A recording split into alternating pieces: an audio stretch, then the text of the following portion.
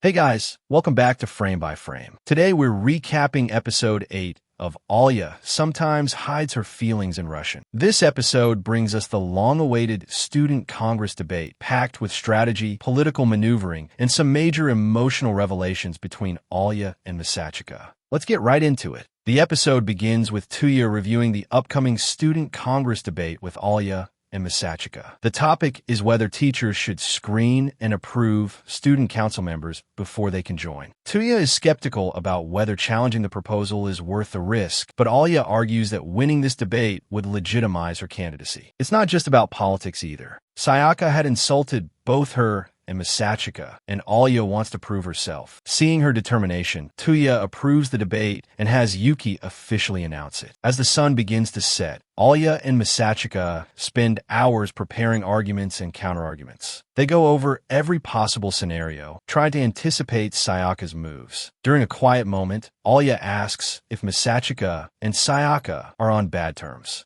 He explains that it's not exactly hostility. Sayaka likely doubts whether he's serious about running with Alya instead of Yuki. Hearing that, Alya feels a twinge of guilt but strengthens her resolve. She wants to win, not just for herself, but to justify his decision to stand by her. The next morning, the day of the debate arrives. As students gather, Nanoa greets Misachika and formally introduces herself to Alya for the first time. Misachika quietly explains that Nanoa is extremely popular and has a vast network of connections. Still, he reminds Alya that their focus should remain on Sayaka. Standing on stage, as the assembly room fills, Alya begins to doubt herself. She remembers the time she was ignored and starts spiraling. Sensing her nerves, Misachika suddenly asks if it's true that she's E-cup size. Completely stunned, Alya demands to know if that's really appropriate right now. Misachika calmly replies that if it distracted her from overthinking, then it worked. He then tells her that her real opponent isn't Sayaka, but the perfect version of herself she keeps trying to live up to. Instead of aiming for perfection, he advises her to simply do what feels cool. The debate begins. Sayaka argues first, claiming that presidents and vice presidents currently appoint council officers regardless of qualification. Teacher screening, she says, would ensure only suitable students are selected and restore the council's dignity. Alya counters that such screening would actually weaken the council's autonomy. If teachers hold the final authority, then the elected president and vice president lose their right to nominate their own team. Midway through Alya's argument, Nanoa subtly activates her strategy. Whispers spread through the audience about Alya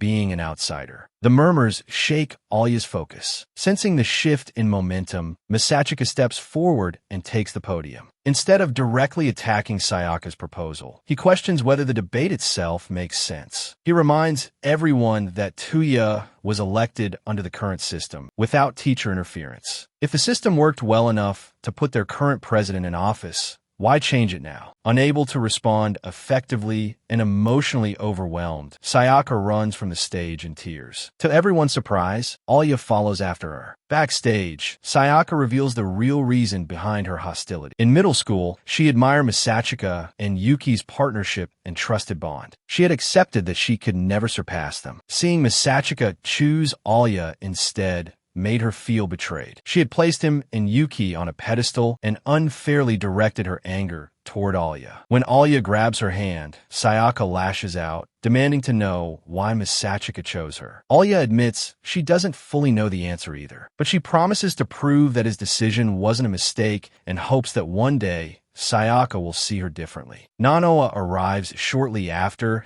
and concedes defeat, and the motion for teacher screening is officially withdrawn. Meanwhile, in the control room, Yuki watches everything unfold alongside Ayano. She's slightly disappointed that Misachika let the debate stretch out when he could have ended it sooner, but she can't deny how skilled he is. A small smile forms as she acknowledges her brother's growth. As the sun sets, Alya and Misachika remain alone in the now empty assembly room. Alya explains Sayaka's feelings to him and finally asks the question that's been lingering in her heart. Why did he choose her instead of Yuki? Misachika admits that he partnered with Yuki in the past out of guilt. but he chose Alya because he genuinely wanted to. He enjoys spending time with her. Hearing this, Alya's expression softens. In Russian, she quietly confesses that she chose to run with him because of who he is and how kind he's been to her. But even in this tender moment, Alya can't let him off that easily. She reminds him of his earlier comment about her chest size. Though embarrassingly accurate, it leaves Miss Sachika completely flustered, while Alya regains her composure with a faint,